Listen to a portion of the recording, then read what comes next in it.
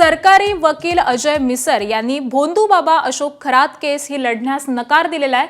सरकारी वकील अजय मिसर यांनी केस लढण्याबाबत एसआयटीने पत्राद्वारे विनंती केलेली होती, मात्र त्यांनी असमर्थता दर्शवलेली आहे। अजय मिसर यांनी नकार दिल्यामुळे सहाय्यक सरकारी वकील शैलेंद्र बागडे हेच आता युक्तिवाद करणार आहेत। 2011 मुंबई साखळी बॉम्ब स्फोट खटला, रवी पुजारी प्रकरणातील महाराष्ट्रातील सगळे खटले, त्याबरोबरच अन्य महत्त्वाच्या खटल्याच्या न्यायालयीन चौकशीच्या कामामुळे या प्रकरणाला वेळ आणि न्याय देता येणार नाही असं कारण हे त्यांनी दिलेलं आहे।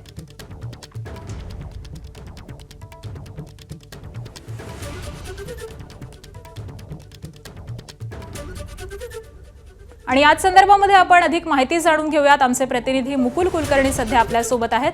मुकुल, सरकारी वकिलांनी हा युक्तिवाद करण्यासाठी नकार दिलेला आहे, ही केस त्यांनी नाकारलेली आहे, त्यामुळे आता नेमकी कोण ही केस लढणार आहे आणि यामागचं मूळ कारण काय आहे?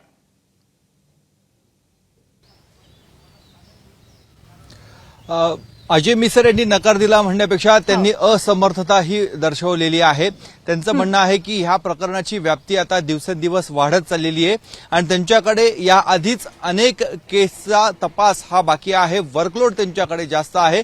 त्यामुळे हा जो अतिशय संवेदनशील आणि महिलांशी निगडीत हा संपूर्ण प्रकार आहे, त्यामुळे या प्रकाराला मी व्यवस्थित न्याय देऊ शकत नाही अशा स्वरूपाचं म्हणणं त्यांनी सादर केलेलं आहे। एसआयटी कडनं त्यांना एक विनंती पत्र देण्यात आलेलं होतं आणि त्याला त्यांच्या माध्यमातून उत्तर देण्यात आलेलं आहे। शैलेंद्र बागडे हे सहाय्यक सरकारी वकील आहेत, ते 3 सुनावण्यापासून आपली बाजू मांडत आहे।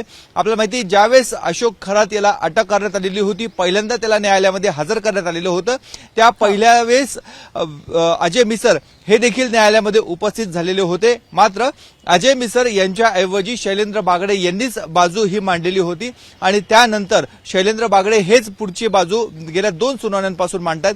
आज देखील तेच असतील, परंतु अजय मिसर यांनी आपल्याकडे असणाऱ्या इतर कामांच्या तपासामुळे, इतर कामांचा जो त्यांच्याकडे प्रचंड ताण आहे, त्यामुळे असमर्थता दर्शवल्याचं सूत्रांकडनं कळतं आहे। अगदी धन्यवाद मुकुल या सगळ्या सविस्तर माहितीसाठी। एबीपी माझा, उघडा डोळे बघा नीट।